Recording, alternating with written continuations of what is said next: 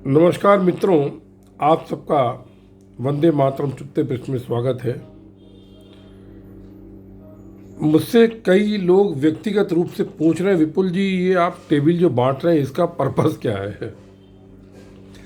तो मित्रों, इस विषय में मैं बताना चाहता हूँ, ये टेबल बांट कर अपने ट्रस्ट यानी ग्रामीण आदि रिसर्च एंड वैदिक इनोवेशन ट्रस्ट के माध्यम से जो ये टेबल बांटी जा रही है, चेयर बांटी जा रही है, इसमें 3 पहलू हैं। सबसे पहला तो ये है कि हमारी सोसाइटी से या आसपास से कहीं जो पुरानी लकड़ी निकलती है लेकिन अच्छी होती है, उस लकड़ी को आप फेंक देते हैं, कचरे में चली जाती है, पर्यावरण प्रदूषण पैदा करती है। क्योंकि लकड़ी जो होती है वो बनती है पेड़ से, प्लाई इत्यादि ये सब, और पुराने फर्नीचर में तो टीक वुड होती है। तो इस तरीके से मैं पर्यावरण प्रदूषण बचाता हूँ। एक पर्यावरण के प्रति जो मेरा एक वैज्ञानिक होने के कारण एक जो हमारा कर्तव्य है वो पूरा करता हूँ। यहाँ तक कि पर्यावरण प्रदूषण बचाने के लिए मेरे घर से कचरा नहीं निकलता है। मेरे पास गमले हैं 100-150।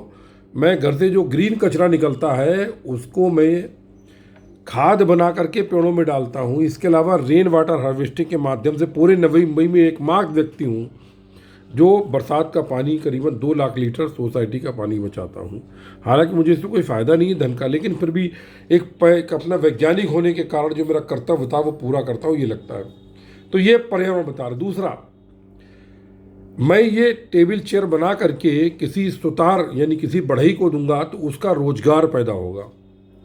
तीसरा, ये टेबल चेयर जो बनती हैं ये मैं 10वीं 12वीं के छात्रों को प्राथमिकता के साथ बांट देता हूँ। क्यों? क्योंकि वास्तविक पढ़ाई केवल टेबल चेयर पर ही होती है। इसके बहुत वैज्ञानिक कारण हैं।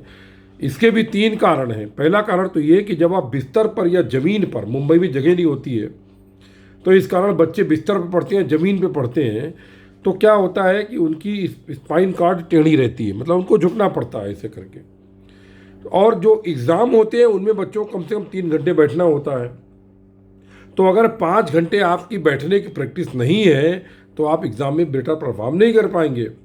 झुकने रहने के कारण दर्द में कमर और पैदा होती है, बच्चे पर सीधे बैठेंगे तो सीधे बैठने में उनको अनईजी होता है, उनके हाथ में वो स्पीड या गति नहीं आ पाती है।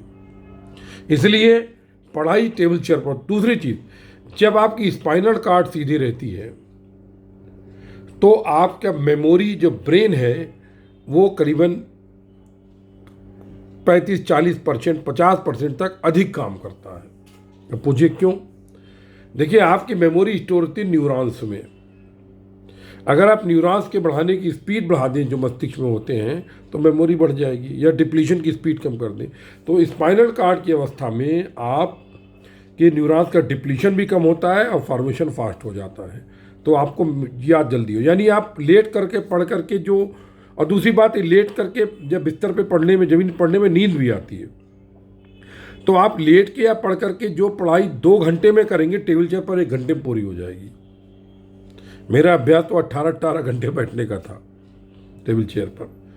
तीसरी चीज़ क्या होती है कि आप जब स्पाइन कॉर्ड सीधी रहती है आपकी तो आपकी आंतरिक शक्ति हमेशा, जिसे कुछ लोगों की कुंडली शक्ति जागृत हो जाती है, लेकिन उसका जो रेडिएशन भी आपके अंदर शक्ति, energy, everything is energy, one by energy equal to MC square and play H new, इनके द्वारा एक्सप्लेन होती है, मैं डीप में नहीं जाऊंगा।